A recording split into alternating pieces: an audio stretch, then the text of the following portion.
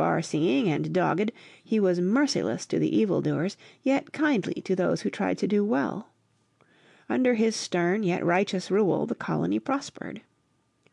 At first only men settlers had come out, then 1 or 2 women joined them, and now many more women came, so that the men, instead of all living together, married and had homes of their own. Then, too, at first all a man's labor went into the common stock, and the men who worked little fared as well as those who worked a great deal. So the lazy fellow did as little as he could. Glad when he could slip from his labor, says an old writer, or slumber over his task, he cared not how. Thus most of the work of the colony was left to the few who were industrious and willing. Sir Thomas Dale changed that. In return for a small yearly payment in corn, he gave 3 acres of land to every man who wished it, for his own use. So suddenly a little community of farmers sprang up.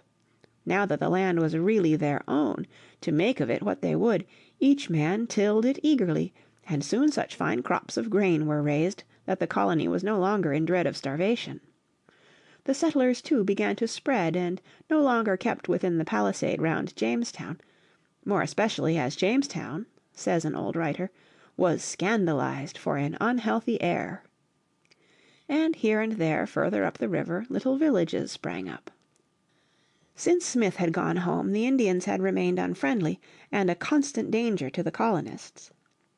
And now, as they became thus scattered, the danger from the Indians became ever greater.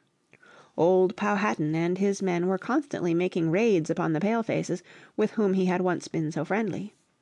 And in spite of the watch they kept he often succeeded in killing them or taking them prisoner. He had also by now quite a store of swords, guns, and tools stolen from the English, and how to subdue him or force him to live on friendly terms with them once more, none knew. Pocahontas, who had been so friendly, and who had more than once saved the Palefaces from disaster, might have helped them. But she now never came near their settlement, indeed she seemed to have disappeared altogether, so the English could get no aid from her.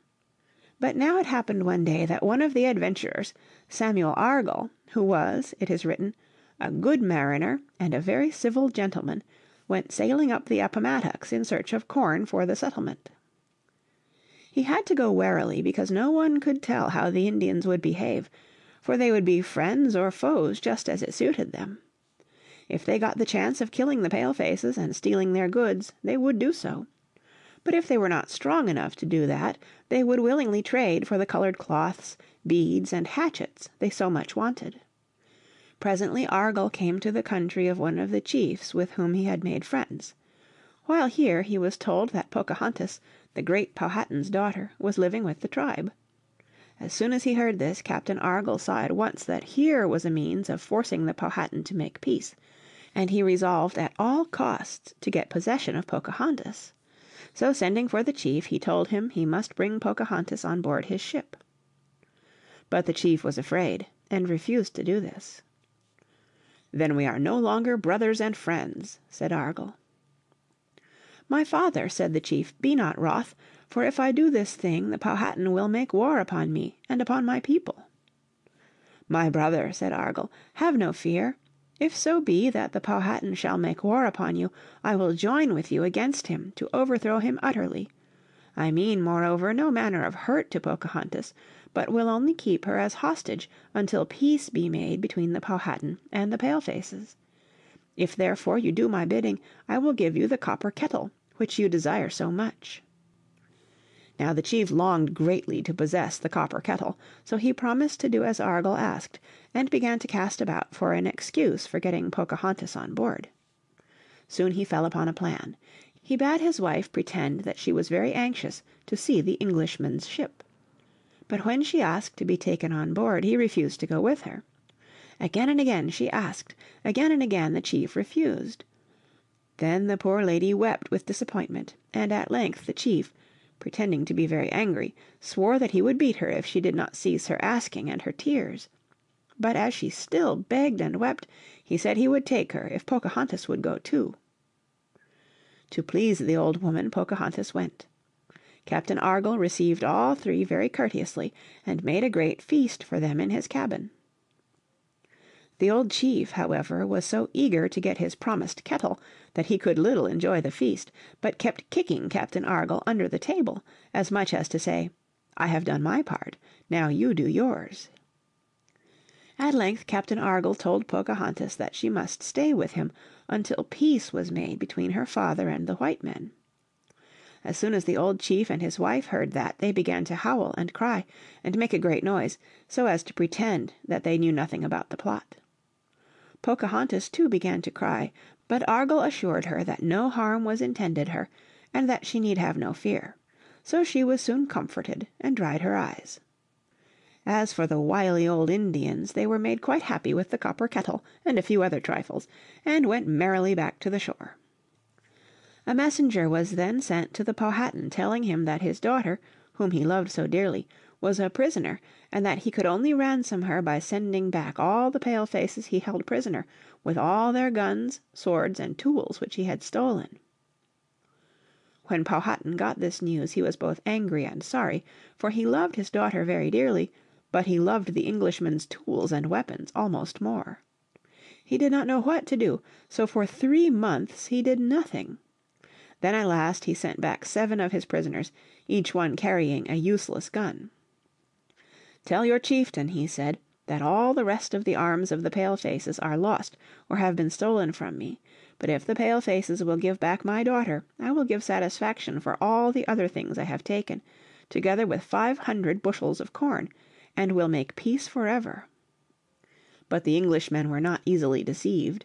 They returned a message to the chief, saying, "Your daughter is well used, but we do not believe the rest of our arms are either lost or stolen, and therefore, until you send them, we will keep your daughter."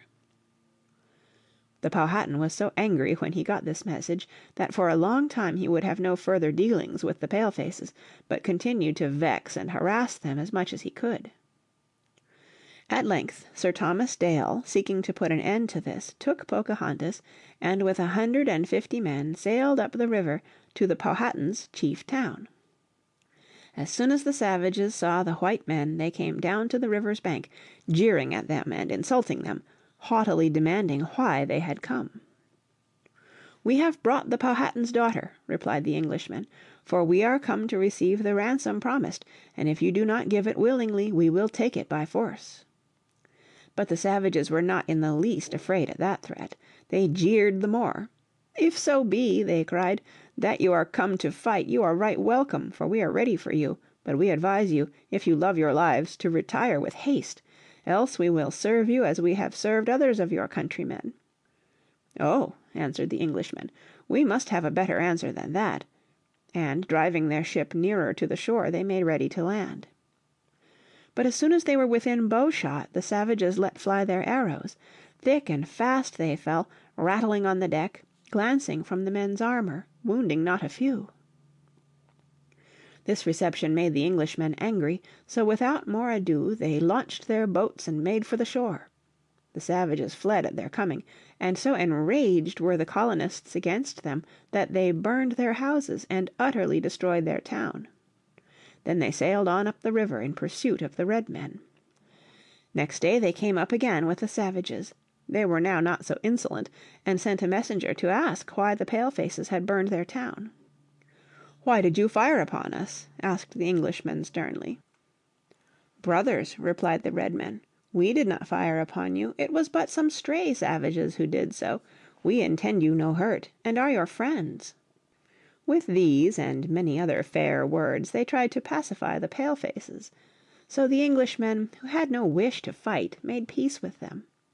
Then the Indians sent a messenger to the Powhatan, who was a day's journey off, and the Englishmen were told they must wait 2 days for his answer. Meanwhile the Englishmen asked to see their comrades whom the Indians had taken prisoner. "We cannot show them to you," replied the wily red men, "for they have all run away in fear lest you should hang them. But the Powhatan's men are pursuing after them, and will doubtless bring them back." "Then where are the swords and guns which you have stolen from us?" demanded the Englishmen. "These you shall have to-morrow," replied the red men. But as the Englishmen well knew, this was all idle talk and deceit, and next day no message came from the Powhatan, neither were